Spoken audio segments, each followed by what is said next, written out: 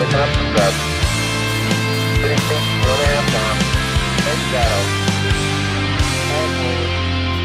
All forward, drift into the right. So for the past 3 years, this band has been my family. Halos lahat ng bagay ginagawa namin na magkakasama.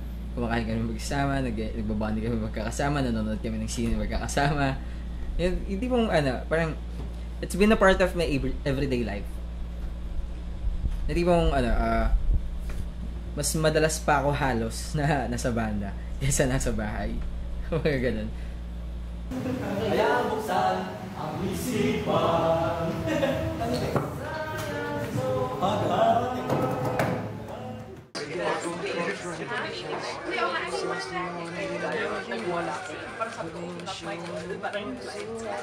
Yung mga bandmates ko, they are my brothers eh. Tipong, kasi out of all, my bands na mga naging band ko before, I think pinaka naging stable, pinaka naging seryoso ko. So parang, this band is really dear to me. Sobrang special sa akin itong band na to. Sobrang pinapahalagaan ko itong band na to. Ay yung mga bandmates ko. Kasi hindi lang kami basta banda, isa kaming pamilya. So yun.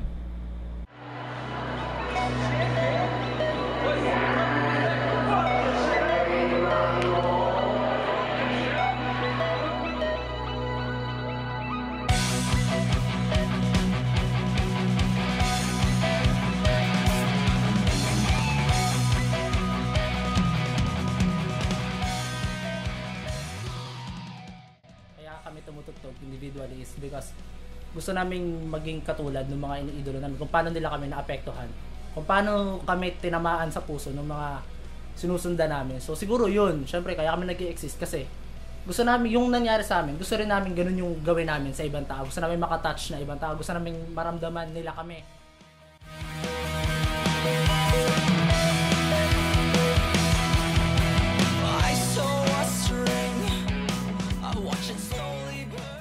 Gusto naming makatouch ng puso ng mga ibang tao or lahat ng tao siguro, na sana lahat ng makikinig is maramdaman nila yung kanta namin, mahipo namin sila, maging part kami ng buhay nila. Ayun siguro. Tsaka gusto namin tumugtog, syempre. Yun yung isang bagay na sobrang hindi ko i-give up pagtugtog. And if I'm home from letting this happen, I will leave my heart to the one I've been waiting. After all these years of fate and sin, will you come in and save me from... Siguro kung hawak lang namin yung tadhana, gusto namin kami parang lagi na lang kami tutugtog, kasi yun talaga yung passion namin eh, tumugtog.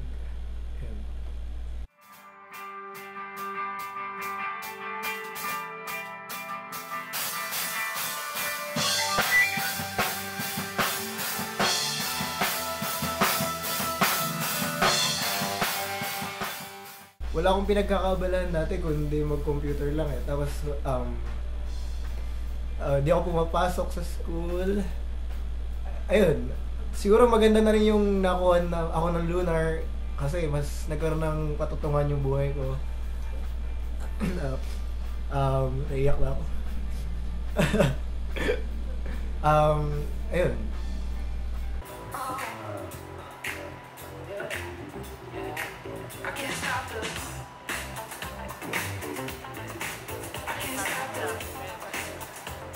Ginagawa siyang kakaiba. Nagharap siya ng mananakaw.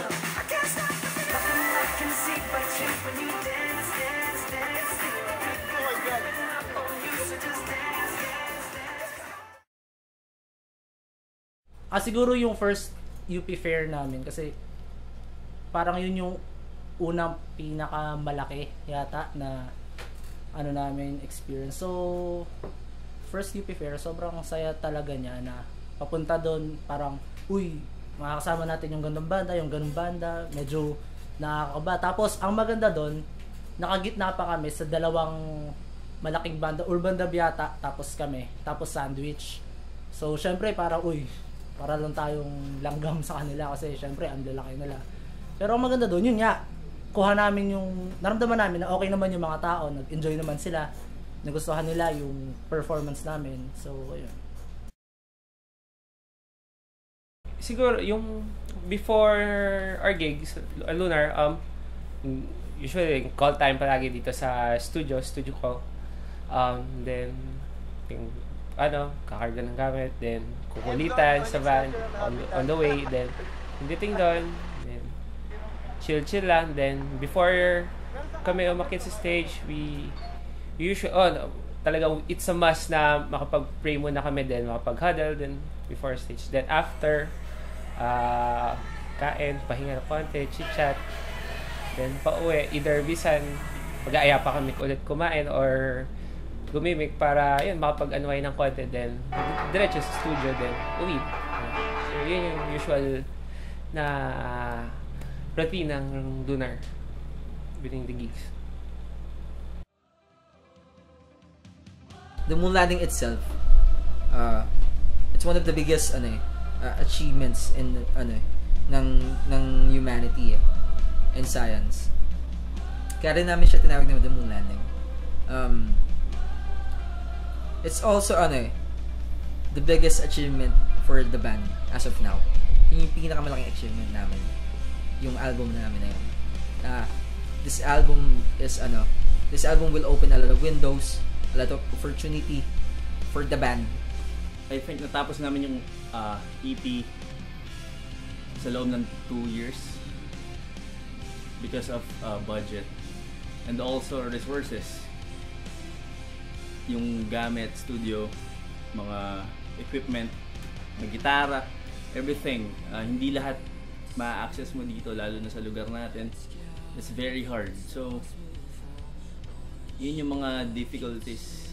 And syempre yung songwriting, hindi mo basta-basta bibitawan palabas yung mga materials hanggat hindi sila okay sa tingin natin, lalo na sa amin.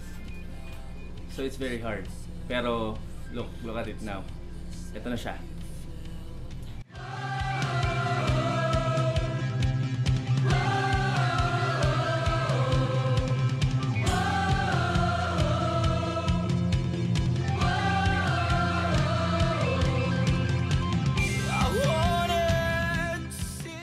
We never stop when it comes to reaching for our dreams. So there are people din na almost every night na nag-aabang sila ng Shooting Star para lang makikinig.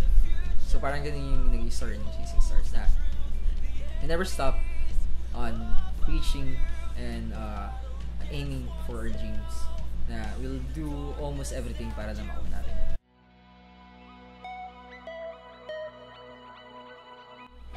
The story behind dun sa If I'm Wrong is about sa isang tao na nakikita kong or mo na mali yung ginagawa, na dapat ba namin ko or mo na itama yung ginagawa niya or hayaan na lang namin. Tapos kasalanan ko ba or mo na mali, na hindi ko ba siya tinulungan?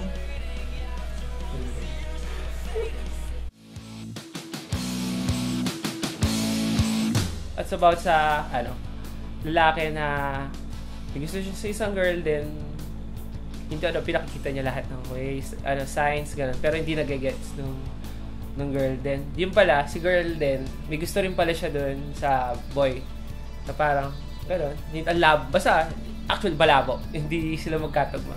Yeah. The first song na nasulat namin, wala siyang specific na or particular story inside it, pero it's about giving people hope. Kung paano makakakita ka ng kahit butil na pag-asa. Kung paano ka makakasurvive sa lahat ng pinagdadaanan sa buhay, sa bawat struggle, sa bawat kalungkutan, or even kahit yung pinakamaliliit na problema na kinakaharap mo sa bawat araw, bibigyan ka niya ng hope. Yun yung kanta.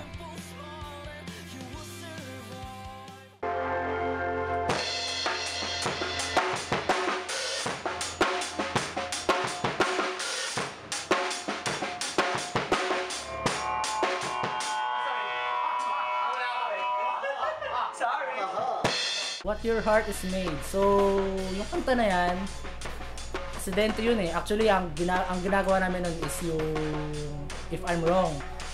Natugtog namin, uy, ito, tugtugin natin to, may bagong kanta, ganyan. Tapos, accidentally, may nagawa si Mob na ibang beat, tas, uy, parang ibang kanta yun Tapos, sige, gawin natin yan, gawin natin kanta rin yung tugtog na to. Dati pa lang, sinasabi na namin na ito yung kanta na magdadala sa lahat na pwede mong ibigay sa kahit na sinong tao, may problema man o wala, masaya ka man or malungkot, o ano may pinagdadaanan mo, kung wala ka man pinagdadaanan, kahit anong nararamdaman mo, pwede sa'yo, parang ganun, kasi life, about life.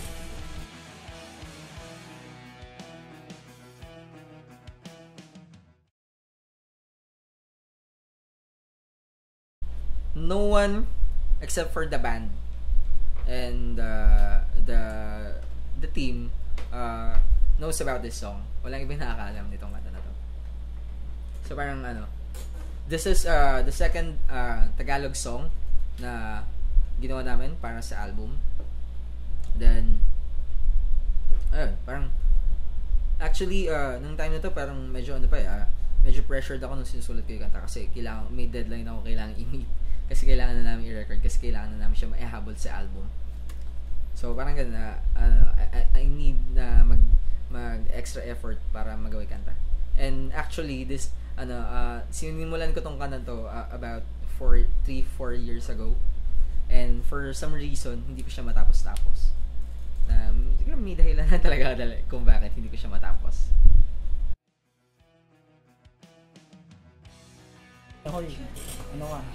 Wala kang kailangan baguhin or kung ano yung naiisip mo, yan yung gawin mo. Bravo. That's the very thing that I would say to my 3-year-old self if I can see myself now. Huwag mong pagsisihan yung mga ginawa mo or gagawin mo pa lang sa point na to kasi ito yung bumuo sa kung ano ka ngayon at kung sino ka ngayon. Thank you. Thank you kasi hindi niya tinigilan mangarap, hindi niya tinigilan magsikap, hindi siya na-frustrate. Palagi lang, yan, tuloy lang palagi. Don't be afraid. Huwag kang matakot. Do not doubt yourself. Kasi you can do all those things. You just have to believe yourself.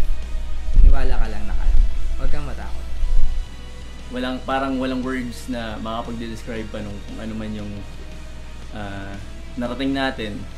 Hindi pa man to yung alam natin na dulo, pero para sa atin na hindi naman nag-expect kung ano tayo 3 years ago, napakasaya nun. And it's very fulfilling na makita mo yung sarili mo, na ginagawa mo yung passion mo. And you're doing it for the love of art, for the love of the people around you. And you're continuously doing it. And now, you've partly succeeded because there's already a product.